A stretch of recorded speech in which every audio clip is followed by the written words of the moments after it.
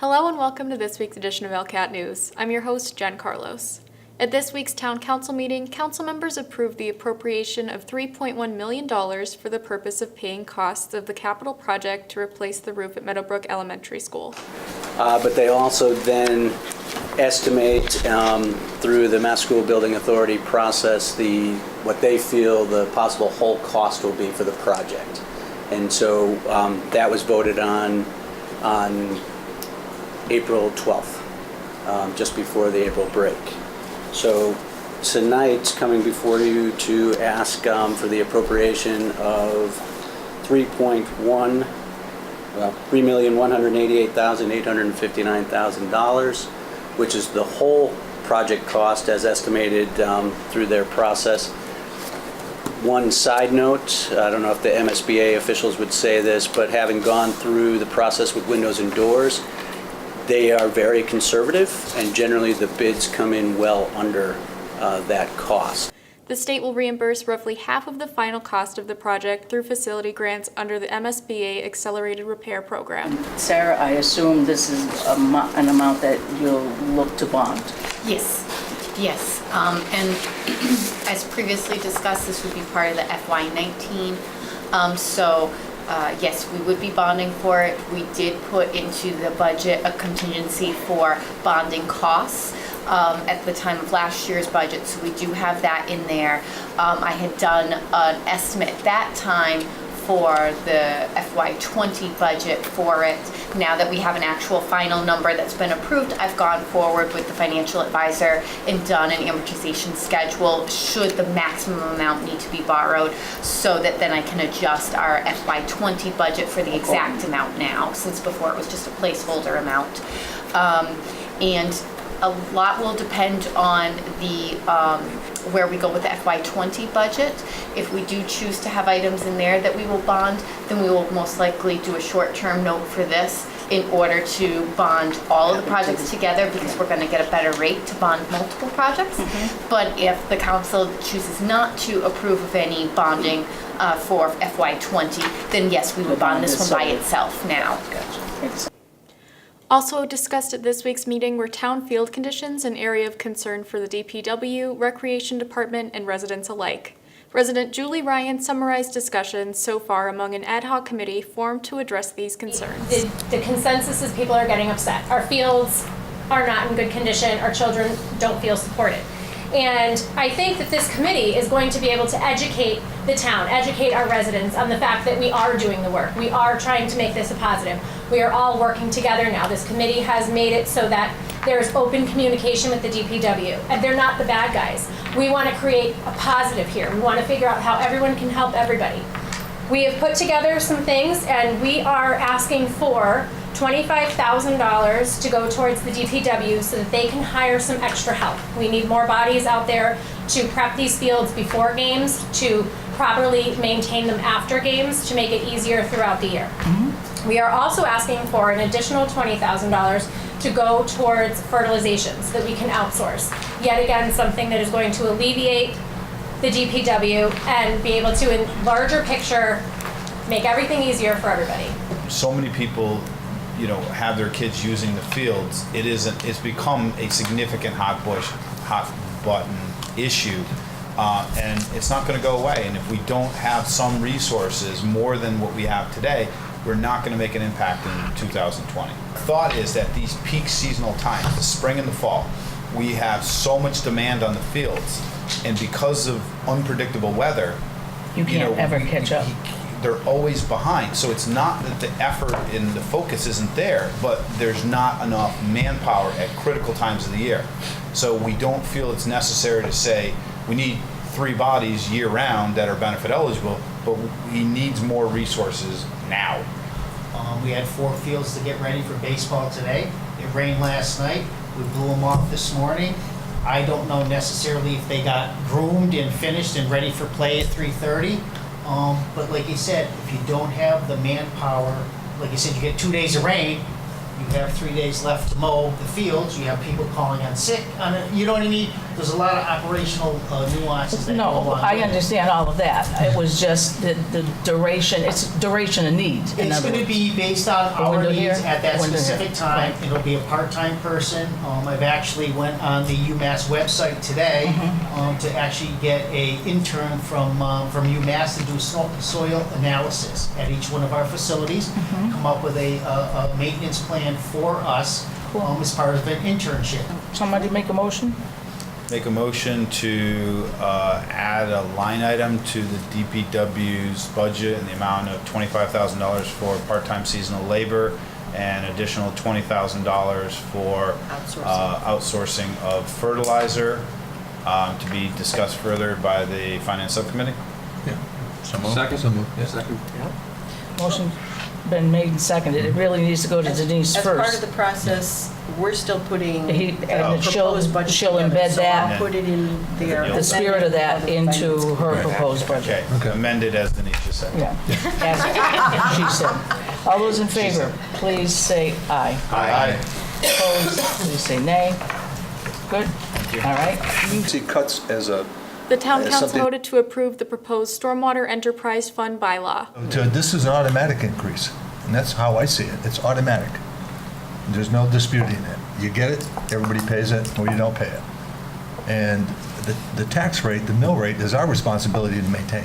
So anything gets added to it, we also can deduct from it. But the enterprise fund is also in your control, It's a set fee. but it's approved by you all. It's So part it of can the be budget that can be discussed reduced. year to You year. can say, I mean, the recommendation is of the Public Works Board to the council, and the council can say, we can't go up 10 cents this year. You know, it is up to the council. So Bruce, I mean, the fee could, obviously is a moving target for another reason, such as more commercial buildings being built in town or expansion, right? Right, yes. I mean, if they make their parking lots bigger because Yes. Right. business is growing, or we're adding these medical centers, or we're going to be talking about 330 Chestnut Street, all those are positive funds that will flow, that will help defer Correct. the fees from the residents, Yes. because those impervious surfaces are going to get larger. Yes, exactly. Thanks. You propose a motion to approve a new proposed stormwater enterprise fund as read into the minutes at the April 9th, 2019 and April 23rd, 2019 Town Council meeting. Motion's been made and You need to move it. seconded. Somebody, anybody? Second. Motion been made and seconded. Hearing no desire for further discussion. All those in favor of the motion, please say aye. Aye. Opposed, please say nay. Abstentions. Motion carries. And at this week's school committee meeting, this year's Grinspoon Excellence in Teaching Award winners were recognized by the committee members. So just in the order going from my left to right, you have Betsy Sheehan, who's one of our counselors at Meadowbrook. And so she's a Grinspoon Award winner for East Long Meadow for a teacher who's been in the practice for 3 or more years. You have Jacqueline Wheelock, who is first-year family consumer science teacher at Birchland Park Middle School. And so she is a Grinspoon Award winner for ELPS in the area of someone who's been in teaching practice for 1 to 3 years. And then you have Anne Marie Mowry, who is a 4th grade teacher at Mountain View. And she is 3 years, in practice 3 years or more, Grinspoon winner. And then you have Lee Plana, who is a 3rd grade teacher at Mapleshade. Being a member of that collaborative committee, the comments from the peers were outstanding about each of these teachers and counselors. It was just really gratifying to have something so special and something so positive in that collaborative meeting, and we're just so happy for all 4 of you. It's wonderful. Congratulations.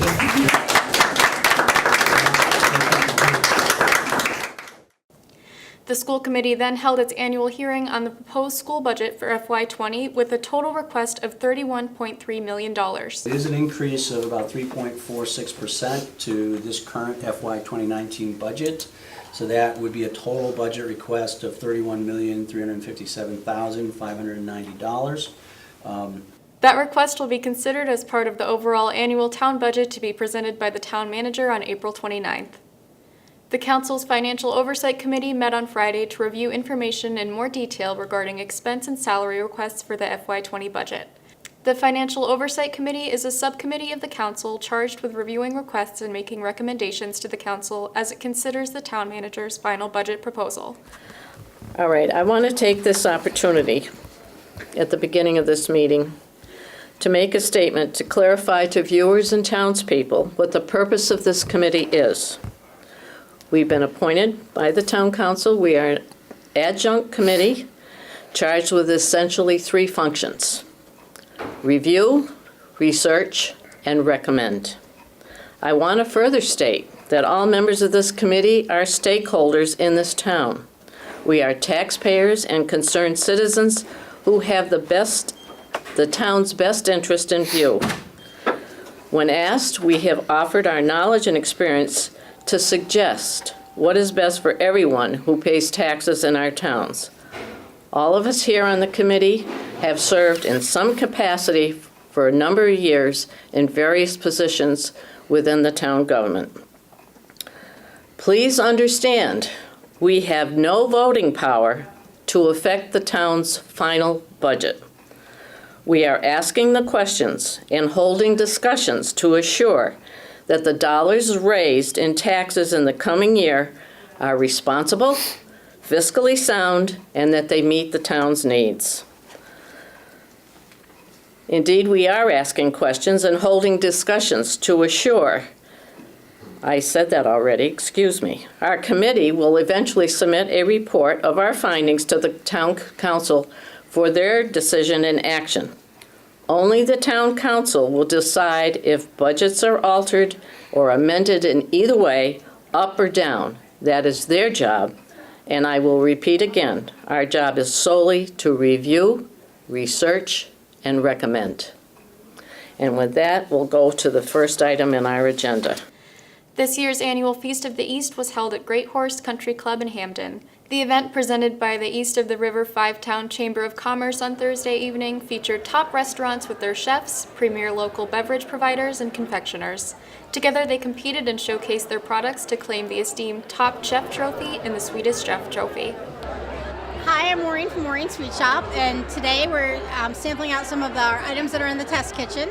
And we have our chocolate-covered peanut butter smoothie truffles. We have chocolate-covered peanut butter cups. We have our truffle pies, which are amazing confections, which we start with a graham cracker crust. The original has caramel and dark chocolate ganache, and the new one has lemon, marshmallow, and a graham cracker crust. We're located at the Rotary, 6 Center Square. We've been there for 5 years, but this is our 10th year in business. And our parking lot's behind us. We're right on Pleasant Street, right behind the Little Pride Station. And we hope you stop in and see us. Hi, my name is Jolene. My shop is Theme Cakes by Jolene. I have a little bakery in the Wilbraham shops. I specialize in theme cakes, but my shop is known for my big, huge cupcakes, and we have huge cookies. We consider ourselves a cakery. Today, I brought mini cupcakes. We have three different styles. A cinnamon cupcake with maple topped with bacon. We call that our French toast. Chocolate cake topped with peanut butter buttercream and crushed peanut butter cups with drizzled Hershey syrup. That's one of our best sellers. And vanilla cake with cannoli toppings. I'm Joe Maruca with Trey Olive. This is my brother Michael. We are located on Shaker Road in East Long Meadow, right next to Shaker Bowl. We're here at Feast in the East. We brought some bread with some ricotta cheese and a little roasted red pepper with some of our family olive oil. Our olive oil is all sourced from our grandfather's farm in southern Italy in the Calabria region. So please come by on Shaker Road and visit us. We have a nice little retail store there where you can try all our olive oils and our balsamic vinegars. Thank you. All right, so tonight we're doing a beautiful handmade truffle short rib agnolotti. The guys back here are hard at work. We're plating it up with some truffle cream, a little bit of Grana Padano cheese, and some shaved black Italian summer truffles. Enjoy. This is all from Greece, from the island of Crete. We have a nice Chardonnay, we have a nice Cabernet Sauvignon, and we have a nice Merlot blend, okay? And all comes from the island of Crete. And over here is our oil, and my wife and my daughter, and they make the appetizers there with the tapenade. We got it with oil, we got it with cheese, and all that also comes from Greece, from the island of Crete. All right, so tonight I brought our caramel creme brulee cupcake. It's one of our most popular wedding flavors and cake flavors in general. I also brought a couple different display cakes here. We have our big 125th anniversary cake for the town of East Long Meadow, and we're just so excited to be here. We're located at 32 Shaker Road in East Long Meadow, right in the Rotary, a little ways down, and we've been there for the last almost 7 years. Yeah.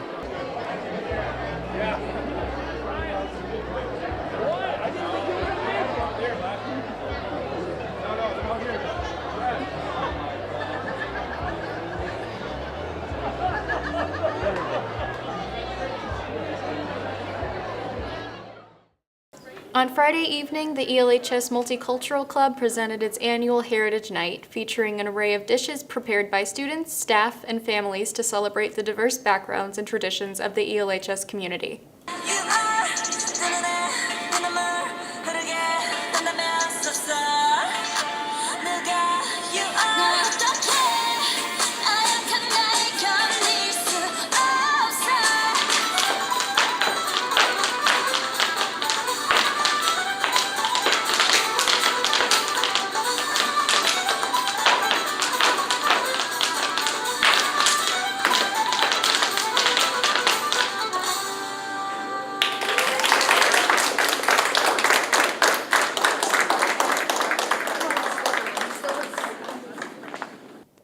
Now for some upcoming activities and events.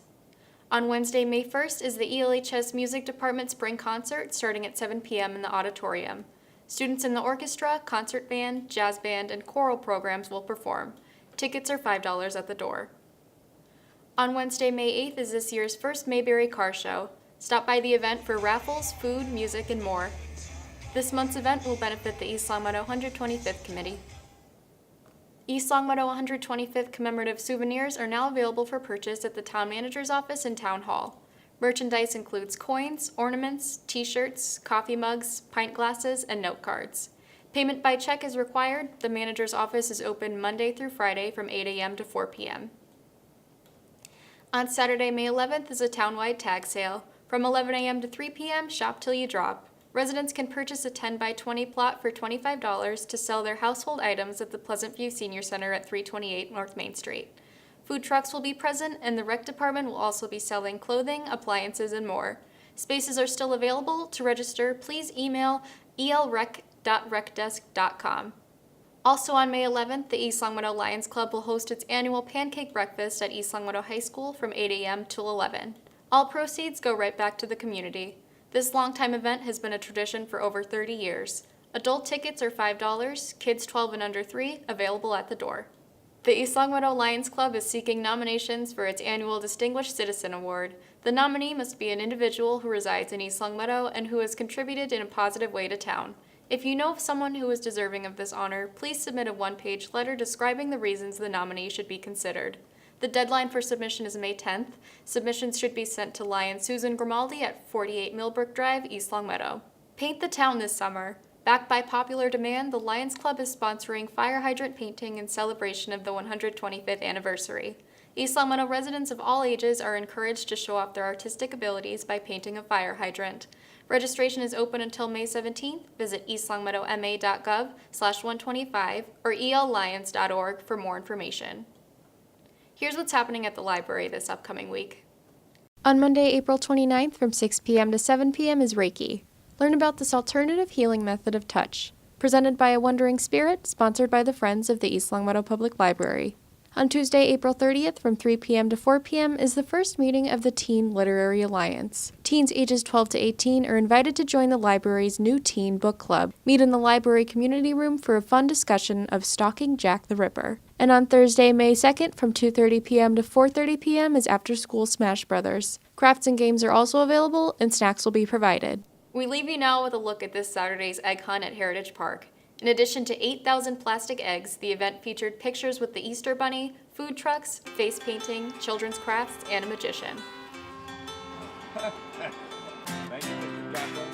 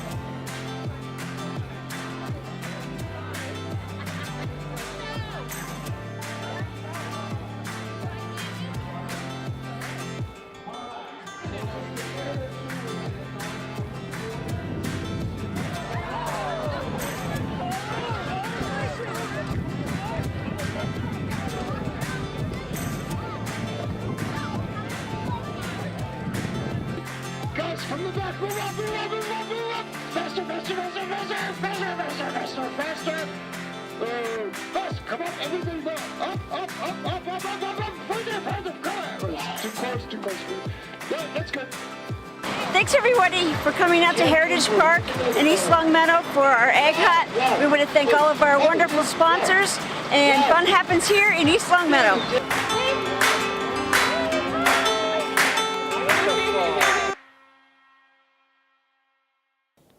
That's it for this week's edition of ELCAT News. I'm your host, Jen Carlos. Thanks for watching.